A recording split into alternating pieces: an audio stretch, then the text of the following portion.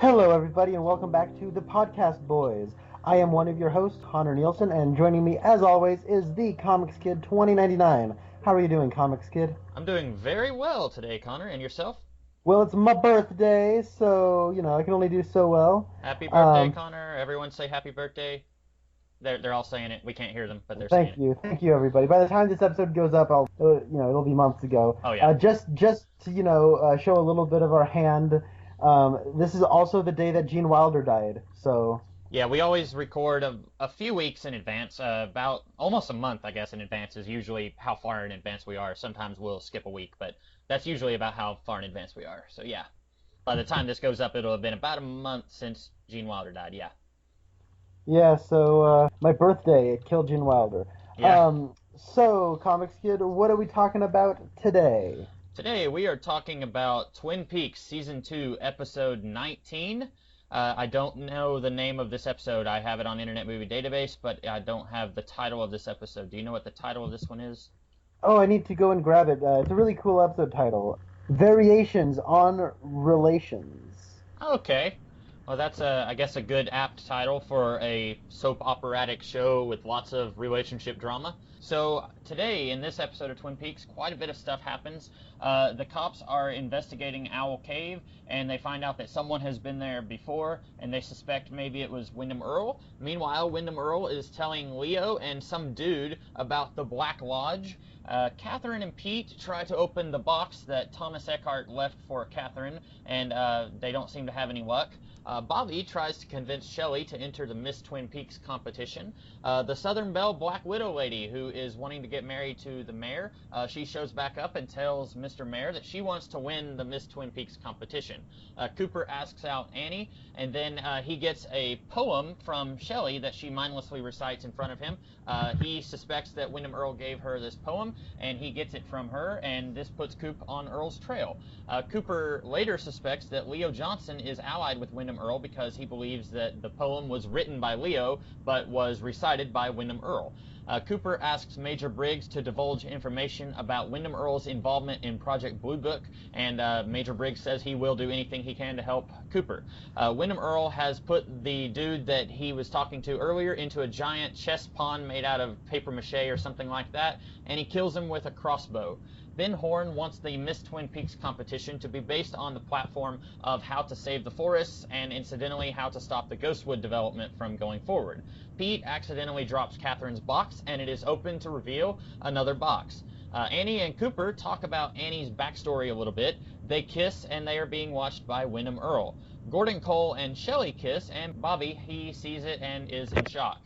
Cooper and Billy Zane bond a little bit over a fireplace, and they talk about love, and Billy Zane gets a message from the bellhop, and he says he has to leave Twin Peaks. Donna confronts her mom about the Ben Horne thing, but she doesn't get any answers, and the police receive the some dude from the chess pawn thing, he is dead, and there's a sign hanging around his neck that says, next time it will be someone that you know.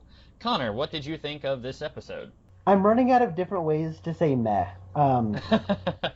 Yeah. For many, many episodes now, it's been meh. But this one's more meh.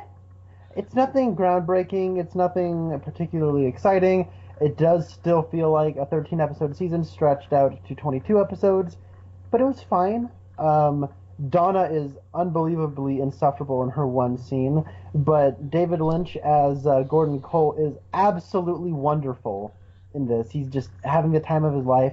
I noticed that this had a co-writing credit by Mark Frost, So which is somebody I haven't seen Mark Frost's name since the mid-season finale where Leland Palmer died, and maybe he's back on board too, because there were some dialogue exchanges here that I really liked. So I don't know. Yeah, and you and I had been talking about how we suspected once David Lynch was back playing Gordon Cole, we suspected that he might have also been back involved with the story development. I think that's a good sign that both him and Frost came back whenever he came back last episode. So I think that's, and I didn't notice that in the credits, but yeah, I like this episode a little bit more than the last several that we've talked about. I still think that it's not the top peak Twin Peaks, pun intended. It's not the best that the series has been, but it's better than the last several that we've talked about, I think. Yeah, and I definitely see why. There's still some, like, I'm getting a little impatient with Wyndham Earl. I mean, this actor, I really need to know his name, but he's really good. He's giving it his all. He's just chewing scenery, having a lot of fun in all these different wacky costumes. He gets to do these crazy zany things, but as a character, he's really hollow. And we at the beginning, Wyndham Earl like at least had some kind of backstory. It was a little flimsy, but now it's just he's acting crazy. Ooh, look how weird he is. And then there's just some guy that's just all of a sudden out of nowhere. I feel like I missed something. You know what I mean? Like, was there something last episode No, I where? think I think it was just he finds some dude at a bar who is the most obnoxiously annoying. Like, dude, you said there'd be beer. Like, just as one-dimensionally flat as it could possibly be. I imagine if this guy that they had, if he was had any acting capability at all, they were probably telling him to tone down the acting so that he would be just completely flat and just boring. Like he's just a surfer dude who likes beer. Like that's his character trait. And like you said, it kind of comes out of nowhere. Whenever you see this guy like hanging out, it looks like he just finished smoking a joint or something. Like he's just got a very vacant expression on his face, and he's just like, "Man, the Black Lodge, wow, that's crazy, dude." Like you're like, whoa, where'd this guy come from? Like, you know where Leo came from and where Wyndham Earl, but then who's this guy? Yeah. So what should we talk about? Where should we start? Because there Uh, is a lot that happens. well, you mentioned Donna. I guess I will say that is probably the worst part of the episode, but like I said, I enjoyed this one a lot more than the past several episodes, and I think maybe it's because we don't get hardly any Nadine at all. She comes in for a very brief 30 seconds, and she's not really present in that scene. We don't get any Norma and Ed talking about how their lives have gone to heck. We don't get any James. We don't get any Josie. So, like, I feel like you're right. She is awful, but this series has come so far just in the last few episodes in toning down the awful. All the other characters that we have really come to despise, or even not necessarily despise, but just become less interested in, they're not present in this episode. So I think it's a good sign that the only really bad thing about this episode is Donna trying to get some answers about why her mom and Ben Horn were talking. And obviously, since it's Donna, she's not very good at finding answers. She's not very good at this whole detective thing. We already know that. So it's just going to be episodes and episodes of her continually asking her mom and dad, hey, what's with you and Ben Horn? And they're going to continue to not answer her. So that was, in my opinion, that is the worst part of the episode. But I would say the second worst part is this episode kind of reminds me of a few episodes that we've talked about recently where it starts off really good and it's got some really good subplots, and then it kind of meanders and it becomes a whole bunch of subplots I don't care about for the middle portion of the episode, and then it kind of comes back around and it gets me intrigued by the end of the episode. Okay, I guess there was some contrivances and conveniences that just kept popping up in this episode that really started to distract me and irk me some. Like, we have 22 episodes, right? How long has Shelley had that poem? And then, Yeah, oh, yeah. she's just now just reciting it, and just now Cooper hears it, and and for some reason still has it in her purse, and That's a good so point, yeah. weird. Like that's only one of many. It reminded me of back earlier this season when Andy was at the Double R and he was saying that French phrase, Oh yeah, and then Donna was walking by. I think it was worse then. I don't think it's quite as contrived here, but you're right, it is contrived. it Just is, and the then situation is Bobby just walks by and says, "Hey, you're gonna apply to be in the Twin Peaks competition." Then he walks away, and then she recites a poem that Wyndham Earl left her. Like, what's the connection there? And Cooper just happens to be standing there. I it, it it really smells of okay, how do we get information from character A to character B, and like everyone is like, overtime, it's like Friday afternoon, everyone just wants to go home for the weekend, and like, what about that poem, right? Let's find her to somehow quote really conveniently that poem, and then Cooper will be right there, and they're like, fine, let's go home and like have a fun weekend. That's what it really feels like to me. There's also this one scene where it's two scenes really of Dick Tremaine is leading a wine tasting event with Southern Belle chick played by Robin Lively, and then Andy and Lucy are also there. And then in that scene, there's nothing to really say about that scene other than, and then Dick Tremaine leads a wine tasting event. I didn't even mention that in the plot synopsis because it's just not important. And Dick Tremaine is getting back to that point where he's just kind of there. There was a period of a few episodes where you and I were kind of enjoying him, where he was teaming up with Andy and they were investigating the little boy, and now he's back to, oh, he's here again. What are we doing with him? And it feels like they're just trying to keep the suspense. Who is the baby's dad? Is it Dick Tremaine or is it Andy? And they're really trying to draw that out. And once they draw that out, they won't have any reason to keep him on board. But they're wanting to wait until like the very last episode or the second to last episode or whatever. And so right now we're just kind of keeping him around and he's just doing stuff. 2 episodes ago he was doing the fashion show and now he's doing a wine tasting. And yeah, I just wanted to say that, like, I'm trying to think, what do we learn in this scene? We learned that he has the hots for the Southern Belle. Well, okay, everyone does. Yeah. We learned that Lucy's still pregnant. Okay, we don't need to have a whole wine tasting event for that. And then we learned that Andy's not good at tasting wine. Right. Okay, why do we need a wine? Like, that's not important information. And, like, it wouldn't bug me so much, and it would have been an amusing little 2-minute scene, but it goes on for a long time. We cut away from it, and then we just go back to it. Mm-hmm. And then that really bugged me. Yeah, you're right. I wish we could have gotten rid of the wine tasting scene and maybe supplemented it or removed it completely and then replaced it with Major Briggs talking about what he knows about Wyndham Earle. That's introduced in this episode, but then we don't get to see Major Briggs giving the information to Cooper. He says, I'll help you in any way I can, and then I guess that's either going to happen off screen or that's going to happen in the next episode. But there's no reason that they should have waited on that. They could have gone ahead with that subplot and just removed this. Well, I know you don't like the word filler, but this is filler. It doesn't do anything for the characters. It doesn't do anything for the story. It's just there to kill time in this episode. No, that's entirely true. And, you know, sometimes filler can be entertaining, and I don't mind that nothing's really happening, but it's all fluff, and it's been, like, just all fluff for episodes on episode on episode on episode now, where I'm losing patience. I like one part of that scene, though. Oh, yeah? And that's the part where Dick just snaps at Andy, and he's like... Spit it it's back like in the just, cup. You don't swallow it, Andy! Or he says something like... And, like, there's nothing inherently funny about it, but the actor's delivery, just how over the top he goes for such a short amount of time, and, like, he shouts it. Uh-huh. And I thought that was funny, but then, like, if it just ended there, I would have found that scene amusing. Unnecessary, but amusing. It just keeps going on from there, and you're all right, it is filler. Yeah, you're right.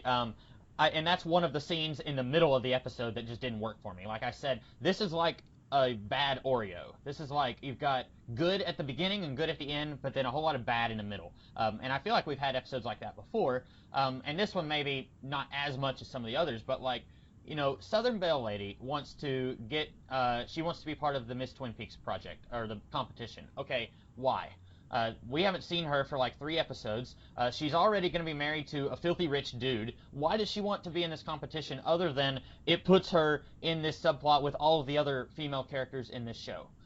You know, it's another contrivance. And the thing with Shelley reciting the poem, that was a contrivance, but I didn't mind because it's moving the story forward. And if we didn't have that contrivance, it could have been another 15 episodes before Cooper found out about these poems that these girls received. But with the Southern Belle wanting to be the winner of the Twin Peaks competition, I just don't see how that, like, it's a contrivance that doesn't serve a purpose. Yeah. There is stuff about this episode I liked. Yeah, let's talk about some of that, because it sounds like, it sounds like to me, like, I liked it a little bit more than you, but, you know, right now it sounds like we both really hated it, but that's not true, because we both like things about it, yeah. Cooper doing his detective work is refreshing. It's so nice to get back to this place with him. I wish that, you know, and I said this in episodes past, I felt like his whole journey into not being an FBI agent was a missed opportunity, but now that we're back, it's fine. I kind of like him connecting the dots on the handwriting, him at least taking other, like, steps about the Owl Cave and Wyndham Earle. Like, it was all pretty good stuff. I really liked it, and Kyle MacLachlan is just so naturally gifted at this sort of delivery. I really liked that stuff. Yeah, I wish that he could have been in more of this episode. As is, this was very much an ensemble episode where we get a little bit of Donna here, we get a little bit of Lucy Andy there, and then we get a little bit of Cooper here, we get a little bit of Wyndham Earle. I wish we could have had a whole lot of Cooper in this episode, because he only just came back into being in the FBI last episode, right? Yeah, that's true. So, like, I wish we could have now that he's back, let's have a really big episode where he gets to do a lot of stuff instead of, okay, he's back in the bureau and now he's just kind of hanging off on the side and he gets to do a little bit of detective work. I wish he could have been in more of this episode. Yeah. And that's more of a, not so much, it is a complaint about this episode, but that's really more of a, this is something that I like and I wish they could have done more of it. Yeah, it's understandable.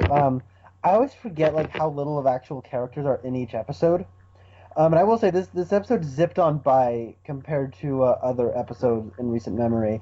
I remember at one point I paused because I had to go use the restroom, and I was already halfway through it, and I thought that was pretty cool. I didn't think I'd be that far into it. I want to say though that how did you feel about the date between Cooper and Anna? Annie. I know you've been more down on her than I have. I think that even though I like her a little bit more than you, I think that she's, they've got this cute little dynamic going on. I do think it's way too fast for them to be moving forward this quickly. They've only known each other for, I think, 3 episodes, and they're already kissing, and it's like they're already dating. That seems really fast in the world of Twin Peaks. Any other show, I would be fine with that, because you have a sitcom or something where one episode represents 1 week, and so 3 episodes would be 3 weeks. And if a character met another character and then 3 weeks later they started dating, that would be fine with me. But here, Cooper has known Annie for 3 days, and it just seems a little fast, especially with how Cooper has been very withdrawn from human relationships up until now. At one point, he's talking to Billy Zane in a scene that I really liked, and he says that he feels like his heart has been beat up by a crowbar. And Billy Zane says something like, "That's terrible." And he says, "No, I think it's time for my heart to be let out. It's been in a cage too long," or something like that.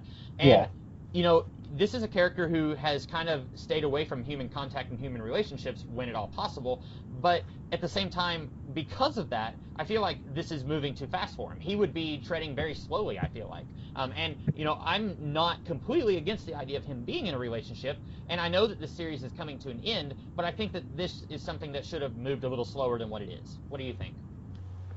I see that. I want to talk about that scene between him and Billy Zane because I really like that scene. It's probably my favorite scene in the episode.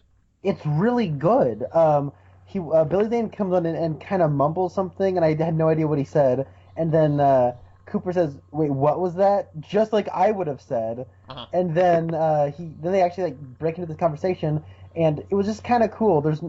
It could have so easily been one of those things where, "Oh, I'm in love with this girl, and she used to be in love with some of this FBI guy," and he's like, "Oh, who is this guy you're talking about?" And like it would have been this very soapy, melodramatic, "Oh, that guy, if I knew who he was, I'd beat him up." Yeah. "Oh, well, that's weird." Like but it isn't that. It's they're both, like the same. They have a woman in common. Audrey had the hots for Cooper, and now she's in a thing with Billy Zane, and they're and these two characters are I like both of these characters right now. And the way the rapport these two actors have with one another is really charming, and the conversation they have is really nice. It's shot very well by the fireplace, and I'm genuinely interested into where Billy Zane goes now. I think he's, or at least, because they do a good job of saying, "Hey, Audrey's in Seattle for the day, so she's not going to be this episode." I wonder if he's going off to go find her, if something maybe happened to her when she was down in Seattle. I'm now more interested in this because just a good scene of two characters talking about character stuff is really good at building character. Yeah. I want to see a TV series where Billy Zane and Kyle MacLachlan sit in front of a fireplace for 45 minutes whittling and just talking about the world. I would be so riveted by that. These two, I don't think we've seen them meet each other at this point because Billy Zane's only been in a series for this is, I think, the 4th episode, and I don't think these two characters have met up until now, but they feel like lifelong friends. He sits down, and I'm just staring at the screen slack-jawed, like, why haven't these two met before now? It would have been great to have seen them have some interactions, and now, seemingly, Billy Zane is leaving, and I'm wanting to see more of this, like you. And this is something that we don't get to see enough of in this show. We don't get to see enough of characters just talking about stuff. There was one scene earlier in this episode where I thought we were going to get that, and we kind of did, and that was with Catherine and Harry. Harry comes to talk to Catherine, and he wants to just know a little bit about Josie. He says, "I just want to know what made her do what she did." And Catherine sort of helps him with that. She kind of talks to him a little bit, but it feels disingenuous because we know, A, Catherine hated Josie, and B, Catherine had a hand in Josie dying, so it really doesn't feel very genuine when she's telling Harry how much they loved her. But then it kind of transforms into, well, maybe you can open this box for me. And it feels like Catherine is really just using Harry, and it's not just a scene of characters just talking about stuff and just being friends with each other. But that's why I really like this scene between Billy Zane and Cooper, even though these characters, they don't know each other, but they feel like they have a rapport with each other. And it's something I really wish we had more of in this show. Yeah. It kind of takes me back to all the guys in the force just shooting the gun, doing target practice while talking about their lives. I really like that stuff. And you know, I was thinking of that too, and that's like one of the only other times I can think of that had a scene like that, what we wanted, and that was back in the middle of season 1. So it's been a while since we've had a scene like that. I'm sure we've had other scenes kind of like that, but that was the only other one I could really think of right off the top of my head. Yeah, I still really like that scene. It might be like up there in my favorite Twin Peaks moments. But I remember saying sometime, like I remember last week I was saying how it would kind of be cool if Billy Zane met Heather Graham and the two of them ran off together. But I remember thinking like not liking the Billy Zane because I was thinking, oh, now I don't know if I said this or if this was just in the back of my head, but I remember thinking something along the lines of Audrey's now never going to have another scene with Agent Cooper. This is them separating the two, and now we'll definitely never get a scene, like, because we'll never get a scene with Billy Zane meeting Agent Cooper because he's only there to take her away from Cooper. Yeah. But then we actually got that scene, and it was awesome. Oh yeah. Speaking of characters who I never thought I would see interacting, we have Dick Tremaine talking to Ben Horne in what is a pretty scene for Dick, but I thought it was kind of enjoyable to see Ben Horne. Of course, Ben Horne is now at a point in his life where he is trying to be a better person, and that's not really working for us, as we've talked about before, because Ben Horne has always been kind of a scumbag character, and now suddenly he's trying to be a good guy, and it just felt really forced. But Dick Tremaine is, I don't want to say blackmailing Ben Horne, but he's kind of saying, hey, look, I got bit in the nose by a ferret a couple weeks ago. Maybe I could get some workman's comp for that. And then Ben Horne is kind of like grinding his teeth like, fine. And then Dick Tremaine leaves, and Ben Horne says what was a pretty good line, I thought. He says something to the effect of, sometimes the urge to do bad is really present, or something like that. And then he bites a carrot. And I thought that was a really funny Ben Horne line, and I think that's that's one of two Ben Horne scenes. But again, that's another Dick Tremaine scene that I could have taken or left, but I thought it was a pretty good Ben Horne line. Yeah, I really like that line too. When he said that, I kind of chuckled because it reminded me of like season 1 dialogue, where characters would just say things out loud like, "Oh yes, Big Ed." Yeah. It reminded me of one of those things, and it was just kind of a nice reminder that this character, it was a nice way. Now, I still don't trust Ben Horne, and I have every right to not trust Ben Horne. But Absolutely. If we are going in this direction, I like that they acknowledge this is still the same guy. He's just going in a new direction, and the same, and this guy would definitely feel the urge to punch out Dick Tremaine. Oh yeah, who wouldn't? Yeah, I know. You know what would be a really great opportunity for this character in this direction? You've got Agent Cooper, who's always talking about Tibet and, philosophy and, like, peace and different otherworldly views, non-Western mindsets and stuff like that. It would be really awesome if we could have Ben Horne, the Ben Horne of now, talking to Agent Cooper about that. Like, if Cooper went up to him at some party or something, and then Cooper said, hey, I hear that you're trying to be a better person. And then he says, in Tibet, yada, yada, yada. And, like, they could have a scene kind of like what Billy Zane and Cooper had here. Because we haven't seen these two characters talk since he was a scumbag, before he was in prison. Because we saw them talk back when when Ben thought that Cooper was interested in Audrey, and then they talked a little bit here and there back when he was kind of an evil businessman. And I think it'd be neat to see them talk now that Ben Horne has kind of gone through this character change. That'd be interesting, yeah. I was just looking at Internet Movie Database, and you know who played the guy that Wyndham Earle kills? Who? Ted Raimi, the brother of Sam Raimi. What? Really? Yeah. Ted Raimi, if anyone has ever watched the Sam Raimi Spider-Man movies, he played J. Jonah Jameson's Gopher, the one who's always kind of saying and doing silly stuff in the office. That was Sam Raimi's brother. So I didn't even recognize him, because I've seen him in a few things. He was in the Darkman movie, and then he was in those Spider-Man movies, but I didn't recognize him here. Huh. Yeah, let's talk about the Wyndham Earl stuff then, because him talking about the Black Lodge, I like that scene. I don't like the way that scene ends, but I like that scene. You Um, don't like that he kills that guy, or no, I just don't like that the guy has to go, "Whoa, dude! I thought there'd be beer, man!" And like, but that was annoying. But I did like him just like the actor's really good at telling stories, and he just relishes in the language and all that. I really like that stuff. Um, since we're talking about stuff that I wish could happen, now that I've already talked about a Billy Zane, Kyle MacLachlan fireside chat hour, I'd really like to see this guy who played Wyndham Earl. I'd love to see him do something kind of like the Crypt Keeper. Like you open up the episode and dude, he's yeah. like playing his flute and he says, "Hello, my children. Today we're going to tell a scary story or something." Kind of, I think we've compared him to Mr. Rogers before. He would be really good as like just evil Mr. Rogers in something.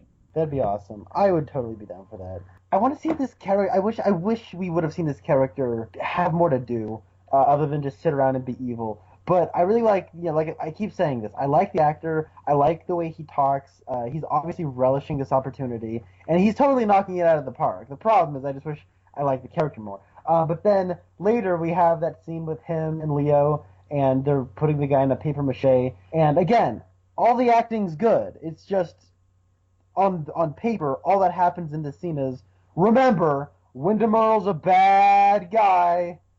Oh, he's shocking Leo. Remember how bad Leo was? Well, now Wyndham Earl's shocking him. He's really bad. Oh, look, he just killed this guy with a crossbow. He's really bad. And everyone's doing just a fine job. I just wish I was more invested in the story of what was happening. And I sound like a broken record because I feel like I'm saying the same things every single episode, but it is how I feel. Yeah, you're not wrong, and I think we sound like broken records because the show is starting to feel like a broken record. It keeps making the same mistakes. Wyndham Earl continues to be fascinating only because the actor is tearing it up, not because of what's on paper. And back when they were first introducing this character, they had some interesting backstory, and then they kind of messed that up. I wasn't a huge fan of how they presented his backstory to us, and ever since then, he's just kind of been he does the same stuff every week. He shocks Leo, and then he looks in the newspaper, and then he stalks one of the women, and he's wearing a funky disguise, and it's just the same old, same old. And that's why we kind of are retreading the same arguments and the same complaints, because there's nothing new happening with this character. Yeah. That being said, I like the way that scene ends when he finally shoots the guy. There's a really jarring jump cut to the dude's face, and there's already blood running down out of his mouth. Yeah. I like that. It was disorienting and trippy and weird, and it reminded me of season one. Uh-huh. Yeah, that was I liked the whole lead up to him killing that guy because he gets the crossbow out and he's like pulling the string back and the guy's like, "Dude, what are you doing? I don't appreciate pranks." And then he's like, it takes like a minute or two before he finally shoots the guy. And so the lead up is like what's keeping you on your seat. You're like, "Oh man, is he going to do it now? Oh, he's not killed him yet. When's he going to kill him?" And like he keeps saying like, "Leo, bring me the arrow." And like you're thinking, "Oh, is it going to happen now or is he going to fake the dude out?" So I thought that was a really tense moment, and I thought that was it was done very well. Yeah, I agree. Very well directed episode.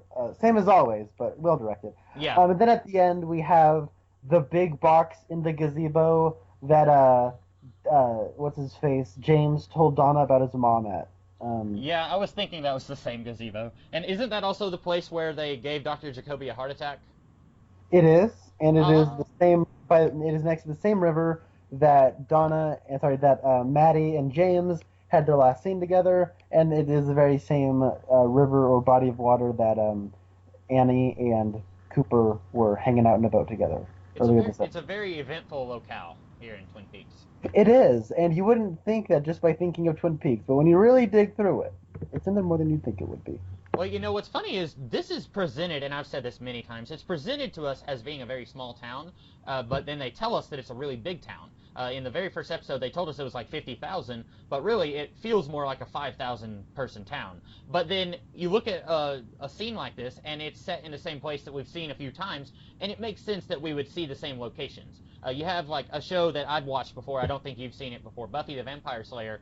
There was basically just 3 locations for that whole series. But then it was supposed to be a town that had a university within driving distance and an airport nearby. But then there was one road and there was like 2 buildings in the whole series. And this it makes a little bit more sense because even though we're told that it's a really huge town, it's actually not really that big of a place. And so I don't have a problem with them using the same locations for sets like this. Yeah, I like it. Transition into another aspect of the episode. I like how they're using the Bang Bang Bar / the Roadhouse / whatever they're calling it this week as the premises for the Miss Twin Peaks pageant. I think this pageant has been constantly on the I'll wait and see back burner. Yeah. Because they're really alluding to it, and there's this Miss Twin Peaks pageant happening. They're doing a lot of that. And I'm not gonna get annoyed by it. I'm just gonna wait and see. Is it better or worse than the Sawmill plot taking like a week and a half to develop? Oh, this is better than that. Okay. Because this is so much further on the back burner. But I like that I was thinking, where they said that they're going to be having auditions. And then so we meet, the judges are Pete, Doc Hayward, and the ex-mayor. Yeah. You know what?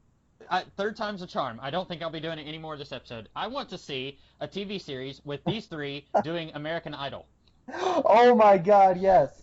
Yes. The mayor is probably, and I've said this before, he's probably one of my favorite minor characters in the show. Like just his voice and his delivery. I don't know how much of that is the actor doing something or how much of that is just his normal voice, but like he's talking about, he says, yeah, this is going to be a very interesting competition. Yes, very interesting. And he says it like 3 or 4 times, and Doc Hayward is like, okay, that's enough. That's good. We understand. And like he's so amusing, and he's only in, a minute and a half of this episode, but he's very entertaining. He is really entertaining. So, but we never got to finish. I'm sorry to backtrack, but we never finished about the finale of the Wyndham Earle subplot this time around, with the gazebo and the big box. This is another element that makes it feel like it was a 13-episode season stretched out to 22 episodes. Because it says, next time it's gonna be someone you know! Yeah. I feel like Wyndham Earle has said that like 3 times now. Yeah. Like Wyndham Earle, he was like, oh, he's cheating! He's cheating! Oh man, he's gonna pay! He sends these 3 girls notes. He's, has decks of cards that have the women's face on them. Next time it'll be someone you know. Next time. Oh. It's kind of like I've heard people talk about when parents discipline their kids, and you've probably heard of a parent who will say, okay, I'm going to count to 3. 1, 2, and I've heard someone say, if you start counting, then you're giving a kid more leeway to act up. If you give them till the count of 2 to keep doing something, then they're going to take till the count of 2. And it's kind of like that here, where Wyndham Earle is like, I'm going to count to 3, and that just gives Cooper and them more of an opportunity to defeat him. Like, if he really wanted to beat them, if he really wanted to do something crazy, he would have gone ahead and killed Donna or Audrey or somebody, like, 3 episodes ago. Like you said, it was 2 or 3 episodes ago whenever he looked in the newspaper and figured out that Cooper was trying to go for a stalemate. And then he sends a note to the girls, and then the next episode, he's like, all right, I've got cards with their faces on it. And now here, he kills some dude. And I don't know, maybe it would have worked better if Cooper reminded Harry and Hawk that, Wyndham Earle may be crazy, but he has his own set of rules that he plays by, and he's not going to break the rules, even if he finds out that I'm trying to play for a stalemate. Maybe that would have worked better if he had just reminded us of that, but as is, like you said, it really does feel like they're just trying to kill some time until we get closer to the series finale.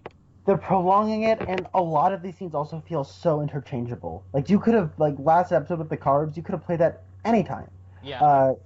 The last step, whenever they did the whole Wyndham Earle flipping out over him knowing that Cooper's getting help, you could have played that any time. Yeah, I agree with you. I think that a lot of these Wyndham Earle scenes really, I think the problem with having Wyndham Earle in this series is that he is disconnected from everybody else. He only interacts with Leo and then occasionally with Audrey or with Shelley, but he's pretty much self-contained and he's off by himself. So that's the problem, is you can interchange all of his scenes and put them in any order and it really won't affect the events of the rest of the series. But then all these other characters, they get to interact with each other, so their scenes don't feel quite as interchangeable. There's a moment in this episode where Cooper says something to the effect of, oh, well, the chess match doesn't even matter anymore. Oh, he says that? I don't even remember him saying something that. I thought he said that, where he's like, Wyndham Earle, something, this chess match, he is playing outside the rules, or something to that effect, and it says, he doesn't straight up say the chess match doesn't even matter anymore, but then when he said that, I thought, then why are you then what was the point of bringing in Pete? What was the point of even having a chess match to begin with if you weren't going to do anything with it? If it didn't matter in the end, then why kill all this time with that? And that was very frustrating. Yeah, I agree. That's a good point. If they are going to say, well, now he's playing for real, there's no more chess match, then what was the point of? Yeah, it's been like 6 or 7 episodes that they've been playing on this whole chess motif, and if they're just going to get rid of that, then what's the point? Yeah, good point. What did you think of? There was a brief scene. It was mostly played for comedy, but what did you think of Mike and Bobby's scene where they were talking about Nadine? Oh yes. So, oh yes, Big Ed. I'm of two minds about it. There's a part of me that was like, oh my god, I haven't seen these two characters interact in forever, and the first thing they say is, "Hey man, long time no see." Yeah. And so that was kind of a nice little nod. I like these two actors. They have really good chemistry and they play off each other very well. But at the same time, it's a little immature.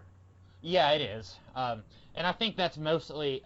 I think they're trying. They must have realized last week that it's been like half a season that Nadine has been talking about how she and Mike were a couple, but we never got to see Mike's reaction to all of that. So then a week or two ago, it was like we get to see them going to the hotel, and it's like, oh, I guess Nadine was telling the truth. She and Mike are in a relationship, and now we're getting to see, okay, it's not like a romantic relationship. Mike's just in it for the physical, and it is very childish, but I think it does fit in with what little we know about his character. He's not actually a very deep character. He's basically just your typical high school dude.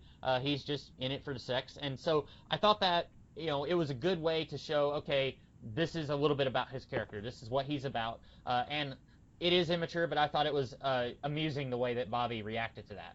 Yeah, no, it is amusing. I'll give it that. And you are right. It does affirm Mike's character, Yeah. or at least reinforces what we know about him. Man, there's so much that happened in this episode, and it's all scattershot. So yeah, I completely forgot about this until you reminded me. Yeah, and a lot of the stuff that happens in this episode, well, I won't say a lot, but there's stuff that happens in this episode that's not especially important, and so I didn't mention it in the synopsis, like Mike and Bobby talking, or, the second time that the box is open, and then stuff like that. It's stuff that happens, and it may be important later on, but it's not necessarily important enough to mention right now. Yeah, that's basically all Harry had to do, right? Yeah. I'm here to see Pete drop a box, and then there's going to be another box inside. Only this time it has markings of the moon on it. And I think that that's another reason it would have been really nice if we could have had an actual character moment between Catherine and Harry, because back after she revealed that she wasn't dead, she was in his office and he said, "Catherine, forgive me for saying so, but aren't you supposed to be dead?" And it felt like these two were kind of friends with each other, even though we hadn't seen these two characters really talk or interact with each other very much throughout the whole series. Pretty much the only time that they ever interacted was when Josie was involved. But I really wish we could have had Catherine. Maybe she could have had just a tiny ounce of regret about her role in putting Josie to death, and maybe she could have just put her hand on Harry's back and said it's going to be okay. Just a little bit like that would have been really great, and it would have made that scene feel a little less superfluous. Yeah, but we also, yeah, at the same time though, I agree, but at the same time we get to see Piper Laurie being fast talking and making fun of Josie, which is always a delight. Yeah, and we didn't like Josie, so it's not like I'm really dissing her for getting rid of Josie. But I was just saying, it would have been nice if we could have had a little bit more of a three-dimensionality, I guess. I do like her acting, but sometimes I think that her character is a little flat. Not really 100% flat, but sometimes I feel like it's just a little one note. Not because of her, but because of what's on paper. No, I agree with. I do. I really like this character. She hasn't had much to do, but it doesn't matter. She's still owning it. I also like how much Pete we got in this episode, and how he's talking about, oh, a friend of mine also got one of these boxes. Now, this is way back when he starts going on a story, and then Catherine just goes, Peter! And he goes, oh, Yeah. right. And then, later when he drops the box, he picks up the second box, and then just drops it again. Yeah. And then he tries to go, hold on, now, I was holding the first one just so, and then he tries to do it again, and Yeah. she goes, give it to me! And he goes, okay. No, Yeah, I that really like was- their dynamic. And That was pretty good, yeah. I like Pete. I've always been disappointed that he didn't have more to do in the show. and then it almost seemed like he had a bigger role, And then Yeah. I guess the chess match doesn't matter anymore. So what do we know? Yeah, there for a minute it felt like they were really trying to bring him in on a bigger subplot, but like you said, it seems like they're kind of discarding that subplot with the chess match. But we'll see.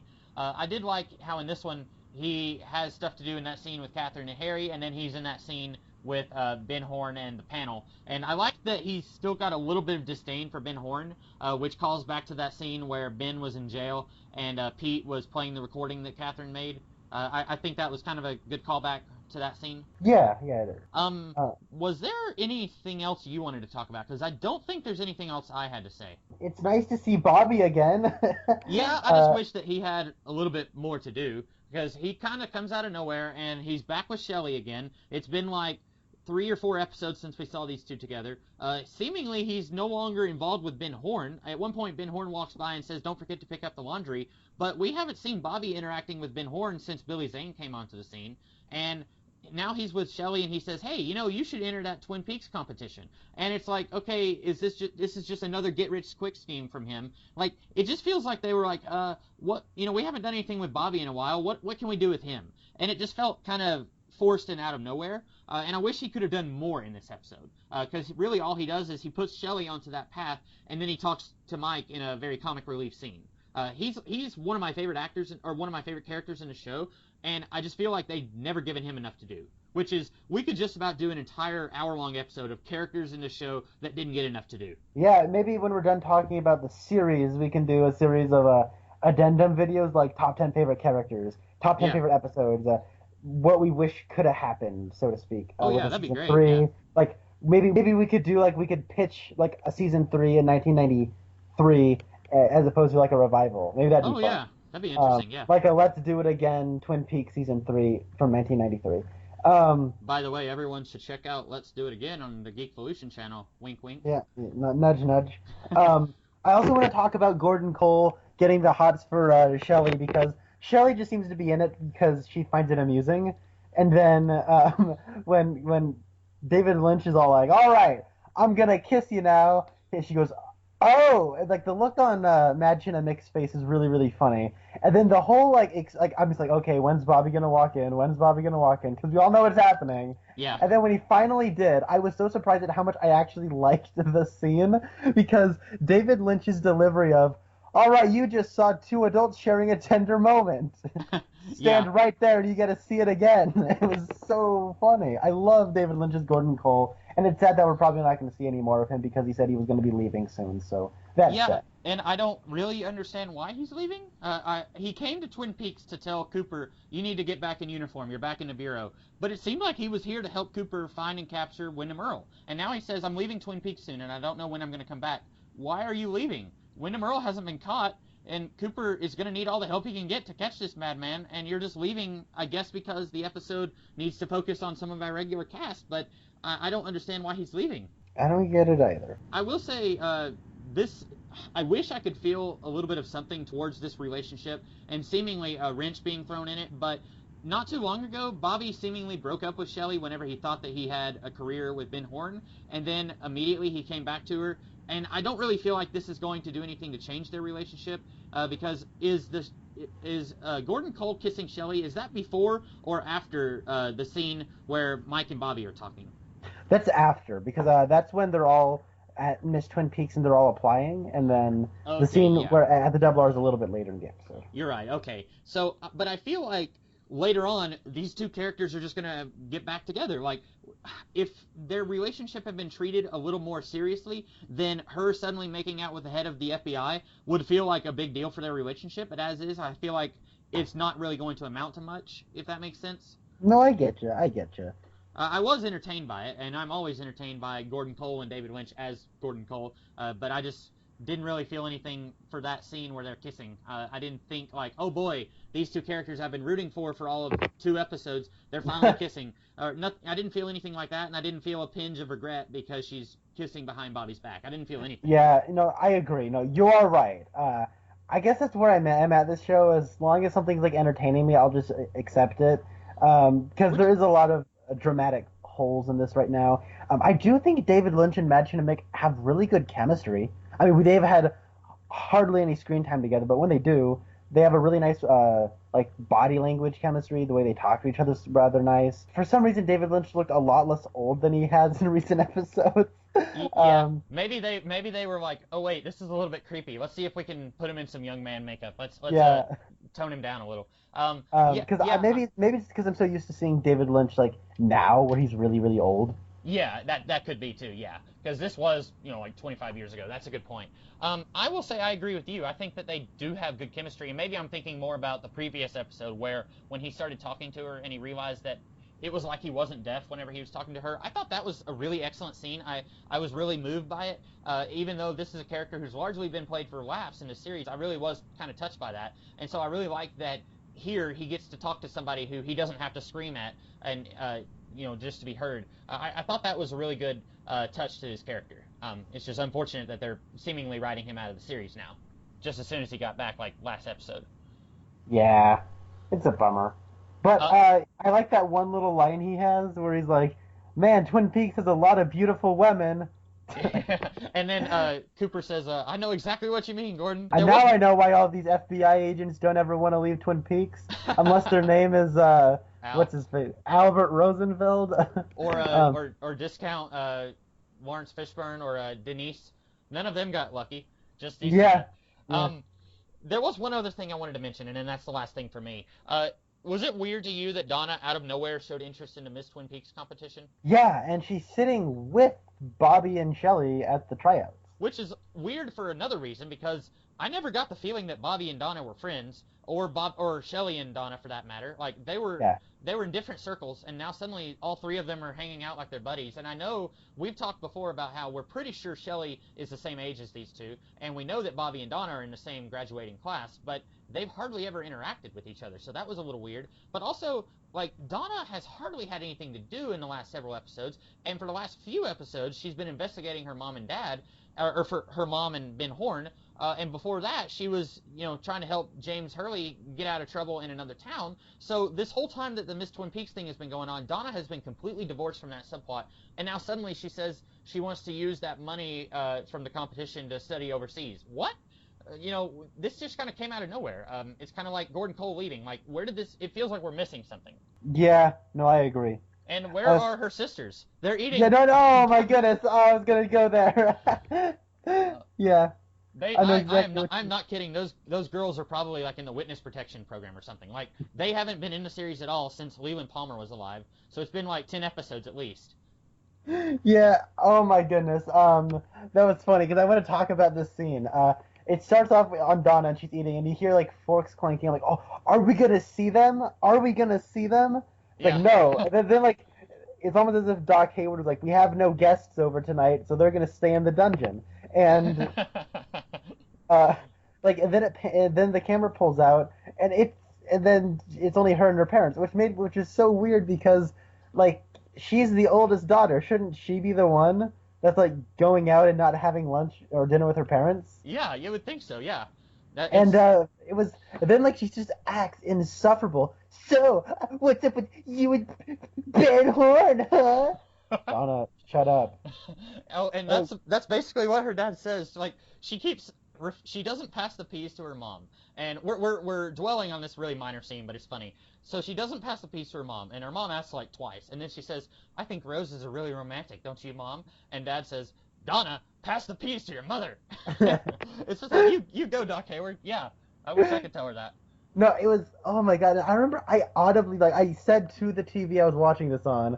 I said, "Donna, what are you doing?" Yeah.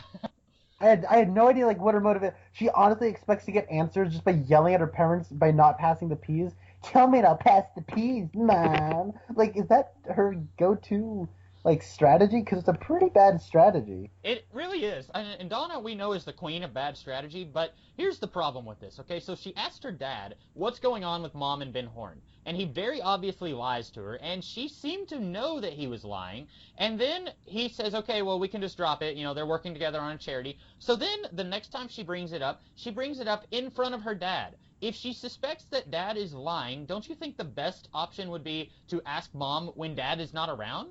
Like, just corner your mom and say, hey, what's going on with Ben Horne? And then she doesn't have a chance to come up with a lie with the help of Dad. She's kind of, taken aback, like, whoa, what do you know about Ben Horne? And then if she says something like, well, he's paying for my medical bills, then you can say, that's funny, Dad said that you two are working on a charity. Like, this seems like a really bad idea to bring it up in front of Dad. You know what I'm saying?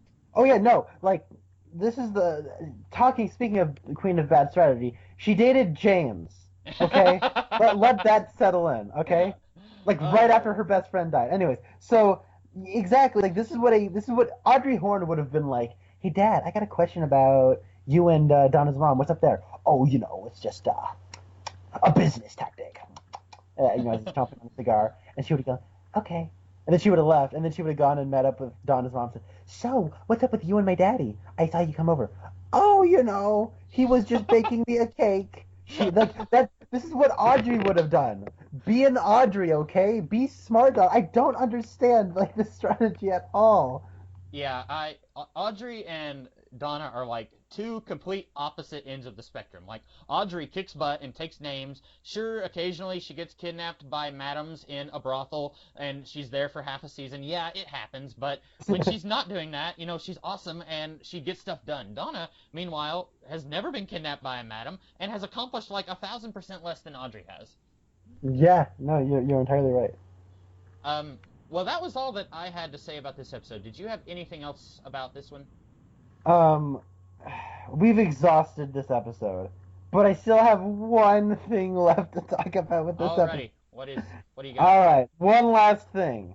So the episode starts up with them coming into Owl Cave, and then Hawk isn't in this episode. I should probably say that. Yeah, I noticed that. I was just thinking we didn't have a God Bless You Hawk moment. Yeah, that's stupid. It's my birthday, and we didn't have Hawk in Twin Peaks. Oh, this show is really trying to find ways to bring you down. First birthday ever. But no, so the episode starts in Andy's like, whoa, it's really dark, daytime? I can't tell when I'm this far in a cave. And that was more Matthew McConaughey than Andy, my bad. Well, all right. I'm just imagining Andy in different Matthew McConaughey roles right now. And I'm trying to imagine Matthew McConaughey as Andy. Well, hey there, Lucy. What do we got over here? I'm pregnant. Oh. No offense meant to the actor who plays Andy, but if Matthew McConaughey was Andy, Lucy would have made the decision about who the daddy was going to be about 15 episodes ago. Yep. So what were you going to say about them in the cave and Andy's Matthew McConaughey-esque monologue?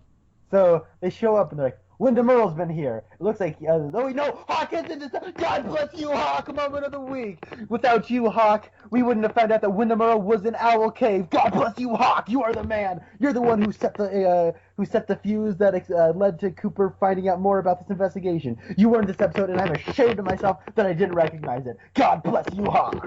Was he in it? Yeah, he's the one who finds Wyndham Earle's boot print in the dirt. He's like, this is one that I saw earlier. Oh yeah, okay. He was just barely in it. I didn't recognize him, or I must not have been paying much attention because at first I was thinking that he wasn't in it, and when you just said that, I was like, wait, he was in this episode? Yeah, no, and I just realized it as I was saying it, and I got really excited, and I just kind of abruptly transitioned into my God bless you, Hawk. But anyways, so they find out that Wyndham Earle was there. He's like, oh, it looks like he was doing our work for us. Hey guys, why didn't you just do more last episode? Yeah, because they just showed up and was like, huh. Neat.